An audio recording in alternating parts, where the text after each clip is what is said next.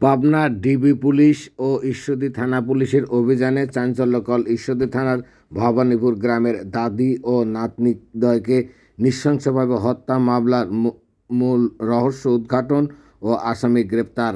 এ বিষয়ে রোববার দুপুরে পাবনা পুলিশ সুপার কার্যালয়ে police super Anwar Zahid press ব্রিফিংয়ে যা বললেন। 28শে ফেব্রুয়ারি আপনার দাসুরিয়া ভবানীপুরে যে দাদি এবং নাতি সংক্রান্তে একটা জঘন্য অপরাধ সংঘটিত হয়েছে এবং উভয়ে দুইজন ব্যক্তি মারা গিয়েছে। সেই সংক্রান্তে আমরা গতকাল আপনাদেরকে বলেছিলাম যে আমরা পরবর্তীতে আপনাদেরকে আবার আপডেট দেবো আর কি। এই ধারাবাহিকতায় আমরা আমাদের টিম তদন্ত সাপেক্ষে অনেকভাবে চেষ্টা করে মূল যে অপরাধী যে শরীফুল তাকে আমরা গ্রেপ্তার করতে সক্ষম হই এবং পরবর্তীতে আমরা জানতে পারি যে সে গত 27 তারিখে দিবাগত রাতে এই যখন ঘটনা ঘটে সে রাত 11টার দিকে তার এই ভিক্টিমের বাসায় যায়, যার নাম ছিল সুপিয়া খাতুন, উনি তার আপন খালা।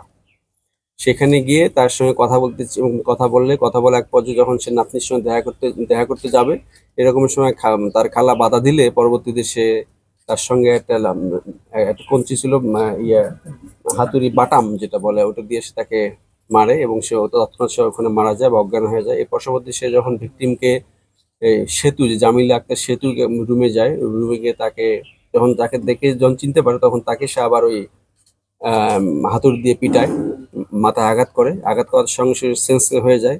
এর পরবর্তীতে তাকে নিয়ে ঘর থেকে বের হয়ে ঘরের পিছনে একটা পুকুরের পাশ দিয়ে তাকে নিয়ে যায়। ওখানে যখন সে আবার চিল্লানো শুরু করে তখন আবার সে তার হাত থেকে হাতুড়ি দিয়ে তাকে আবার মাথায় আঘাত করে। এরকম করে পুকুরের কনানে চলে যায়, পুকুরের নিচে চলে যায় এবং এই সমস্ত কিছু যা আমাদের একিউজড শরীফুল তার বক্তব্য অনুসারে তার দেখানো মতে আজকে ঘটনাস্থলে গিয়ে আমাদের টিম এডিশনাল এসপি অপরাধ, পাশাপাশি এই মামলা তদন্তকারী কর্মকর্তা সাব ইন্সপেক্টর বেনু ডিবির টিম সহ সকালে গিয়ে আসামিদের স্বীকারোক্তি অনুসারে ওখানে যে ঘটনাস্থল যেখানে পুকুর ছিল সেই পুকুর থেকে আপনারা দেখছেন যে এই দুইটা জিনিস উদ্ধার করে। পাশাপাশি এবং তার বক্তব্য অনুসারে সে যখন পুকুর থেকে তাকে নিয়ে যায়, যখন টেনে ওঠে তখন তার প্যান্ট ভিকটিম যে সেতু পায়জামা খুলে যায়। এর পরবর্তী তাকে আবার সামনে কিছু দূর নিয়ে গিয়ে যখন আপনারা অবশ্যই ঘটনাস্থল ভিজিট করে ওখানে একটা নতুন বাসা হচ্ছে, ঘর করতেছে, তার পাশে একটা ফাঁকা জায়গা যেখানে শস্য ক্ষেত ছিল, সেখানে নিয়ে গিয়ে তারপরও তাকে ওখানে সে একটু সেন্স আসে এবং চিল্লায়, তখন আবারও তাকে মাথা আঘাত করে।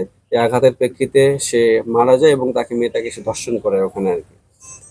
আমরা এই এই এই প্রেক্ষিতে এই যে একটা জঘন্য অপরাধ সংঘটিত হয়েছে এই সংক্রান্তে আমাদের টিম সকলের সহায়তায় এবং এটাকে আমরা ডিটেক্ট করি। পাশাপাশি শরীফুল সে এটাকে স্বীকার করে এবং তার পর্বতে আপনারা দেখছেন যে আপনার ঘটনাস্থলে গিয়ে তার দেখানোর মতে তার ব্যবহৃত যেসব যন্ত্রপাতি সে জিনিস ব্যবহার করে তাকে আঘাত করে এবং পর্যায়ক্রমে যে ভিকটিম সুপিয়া খাতুন 65 ইয়ার্স ওল্ড, পাশাপাশি তার নাতনি যে আছে সেতু জামিলা আক্তার সেতু, তার বয়স 15, সেও এই দুইটি জিনিসে এই আঘাতপ্রাপ্ত হয়ে মারা যায়।